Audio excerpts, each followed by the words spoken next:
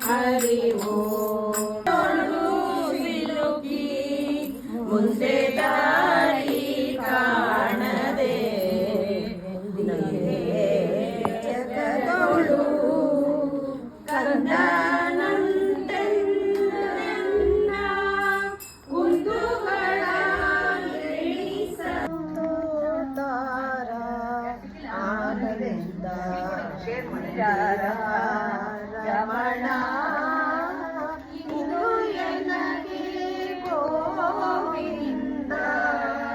ನಿನ್ನಯ ಮುಕುಂದನೇ ಮುಕುಂದನೇ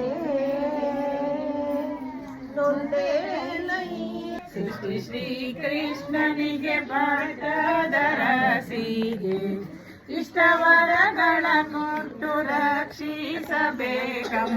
ನಾನಾರತಿಯ ಮಾಡ್ಬೇಕು